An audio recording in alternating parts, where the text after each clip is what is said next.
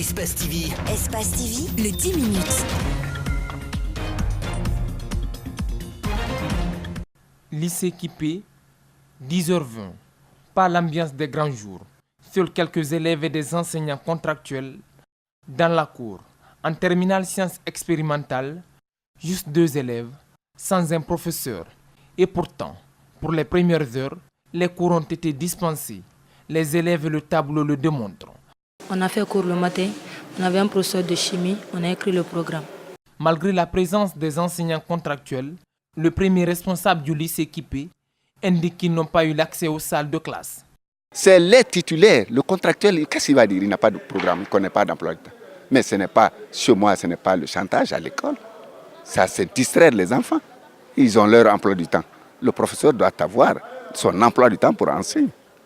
Du côté de l'école Hamdallah primaire, pas d'élèves, juste quelques enseignants qui fuient notre caméra. Au collège Saifoulaye Diallo, dans la commune de Matoto, les classes sont fermées.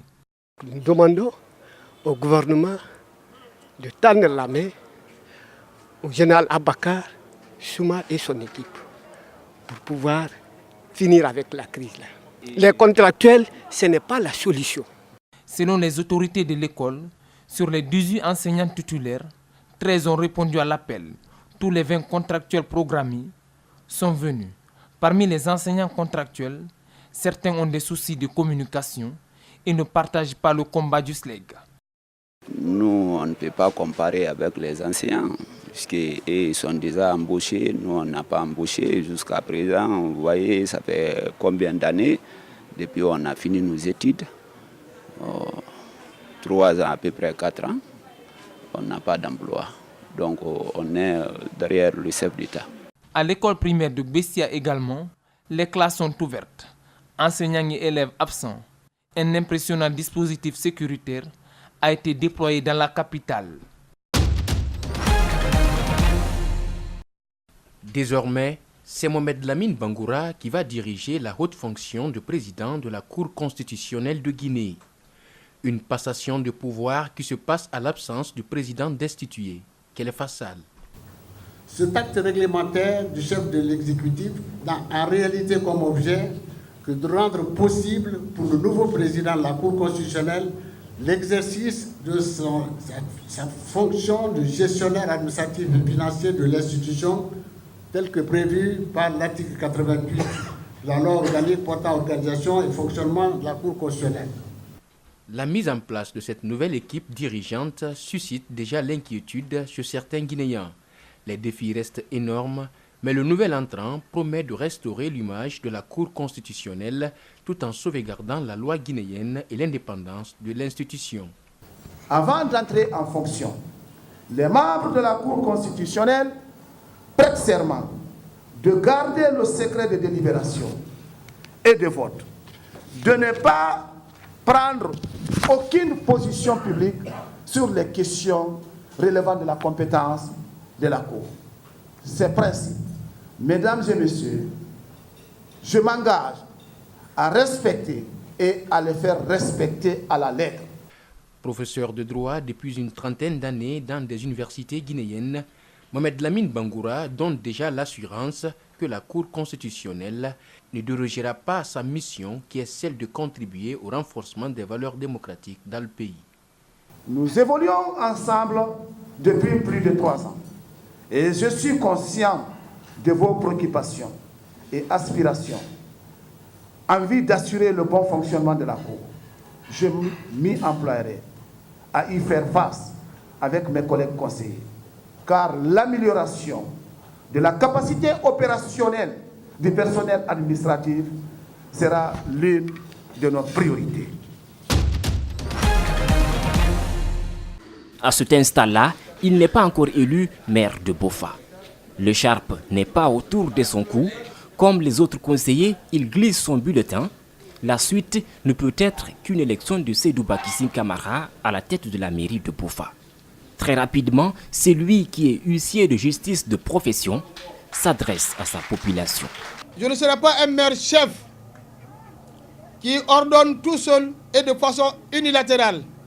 Je serai un maire capitaine d'une équipe et non d'un clan. Le nouveau maire est la preuve vivante d'une population déçue par les politiques.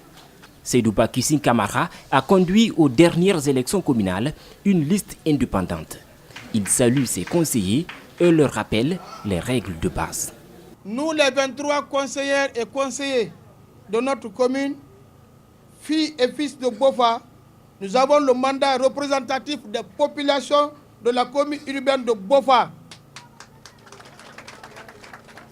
Nous n'avons pas de mandat impératif des partis politiques ou des structures qui nous ont présentés aux élections.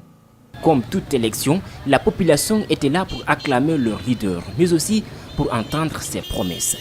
Notre équipe s'emploiera résolument à tout mettre en œuvre pour faire de la ville historique de Bofa une ville innovante. Seydouba Kissing Kamara promet de s'investir dans l'éducation, la santé, l'eau, le courant, les routes.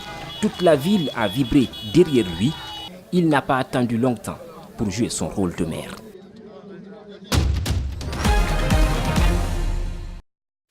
L'image paraît ordinaire, surtout quand on voit l'aisance avec laquelle son propriétaire le fixe sur la tête.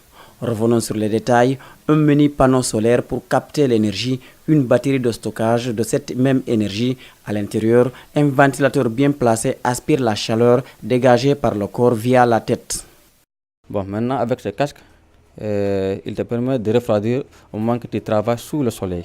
Parce que comme si tu es au soleil, il y a un refroidisseur à l'intérieur qui aspire et refoule. Ça va te permettre de travailler plus longtemps au soleil par rapport à l'absence de cette module.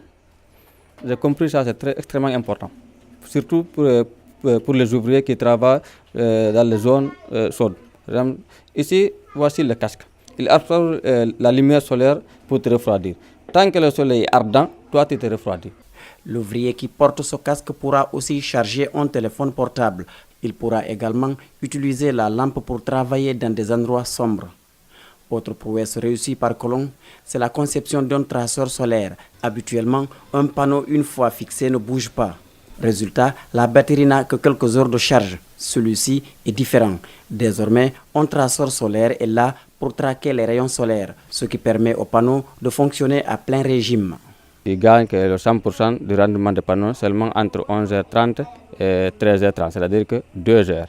Bon, maintenant, avec un suiveur solaire, le matin, il positionne le panneau au niveau du soleil, par exemple, vers 9h. Et le midi, il incline, il soulève le panneau. Et le soir encore, et le panneau descend au niveau du... Toujours, ça suive le soleil de façon automatique. Le casque solaire va à coup sûr soulager les ouvriers qui travaillent sous un climat chaud. Quant au traceur solaire, il permettra d'optimiser l'exploitation des panneaux qui ratent le plus souvent les rayons solaires.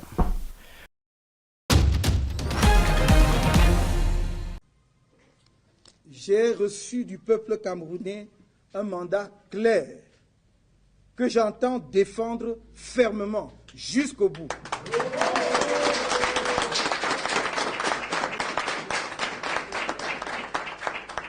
J'invite le président de la République sortant à organiser les conditions d'une transmission pacifique du pouvoir afin de mettre le Cameroun à l'abri d'une crise post-électorale dont notre pays n'a nullement besoin, car elle compromettrait son avenir.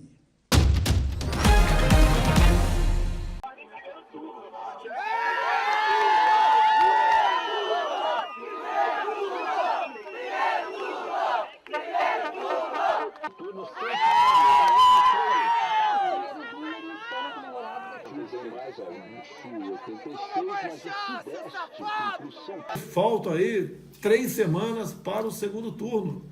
Vamos junto ao TSE exigir soluções para isso que aconteceu agora. E não foi pouca coisa, foi muita coisa.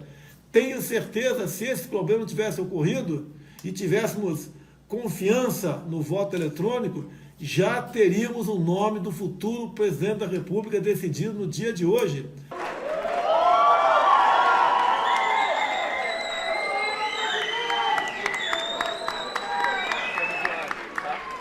Me sinto também desafiado pelos resultados são bastante expressivos no sentido de nos fazer atentar para os riscos que a democracia no Brasil corre. A oportunidade de um segundo turno é uma oportunidade, particularmente em 2018, inestimável que o povo nos deu e que nós precisamos saber aproveitar. Nós queremos unir os democratas do Brasil, nós queremos unir as pessoas que têm atenção aos mais pobres desse país, tão desigual. Nós queremos um projeto amplo para o Brasil, profundamente democrático, mas também que busque, de forma incansável, justiça social.